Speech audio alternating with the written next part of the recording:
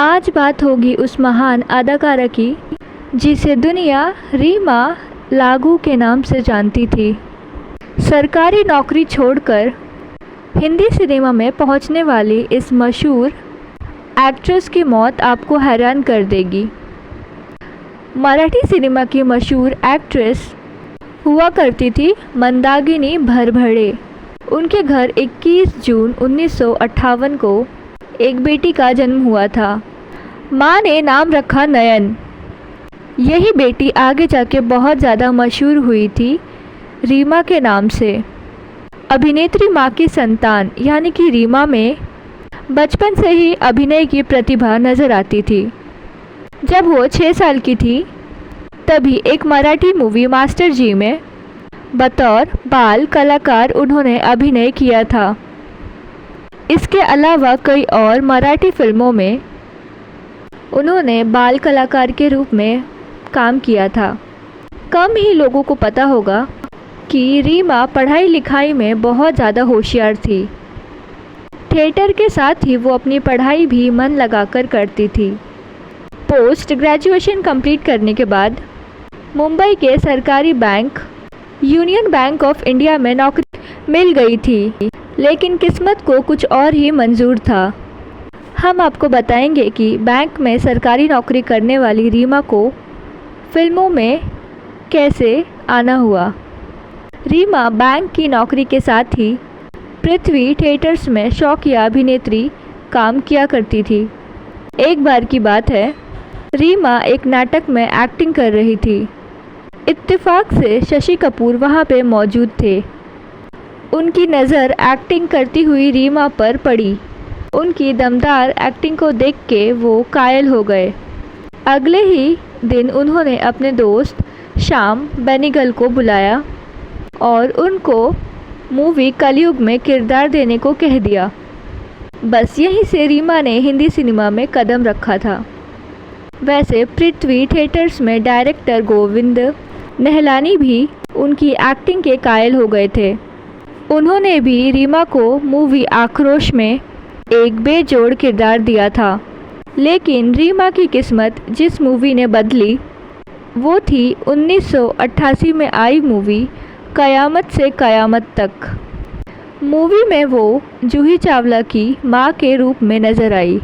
इस मूवी ने रीमा की किस्मत बदल दी और वो बॉलीवुड में माँ के रूप में मशहूर हो गई। फिर मैंने प्यार किया मूवी में सलमान की माँ का रोल करके रीमा ने खूब ज़्यादा तालियां बटोरी थी।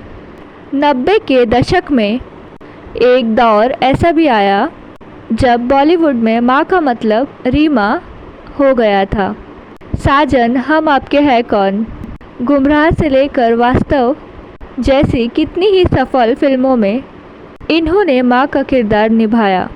रीमा ने छोटे पर्दे पर भी खूब ज़्यादा नाम कमाया था।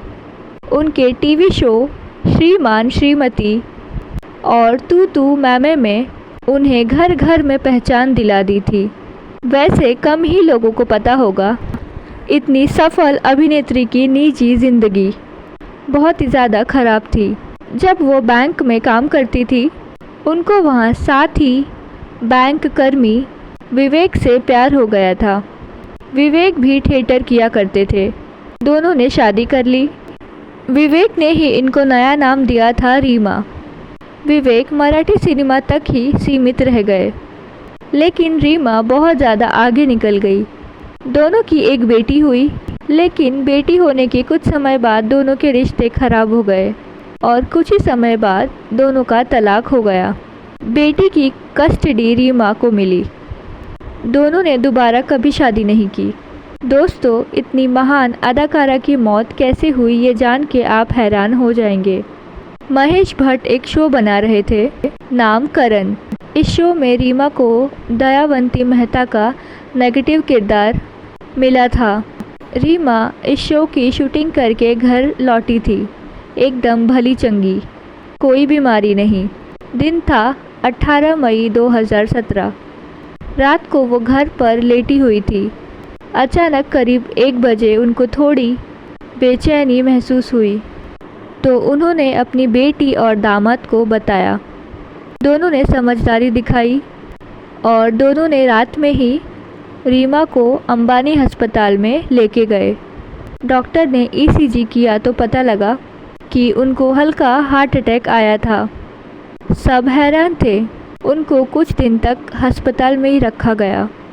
इसी बीच उनकी बेटी डॉक्टरों से बातचीत कर रही थी कि अचानक रीमा की तबीयत फिर से बिगड़ने लगी। आनंद फानंद में उनको आईसीयू में लेके जाया गया। वहाँ इस एक्ट्रेस को बचाने की बहुत ज़्यादा कोशिश की गई, लेकिन अचानक ही रीमा को कार्डियक अरेस्ट हो गया।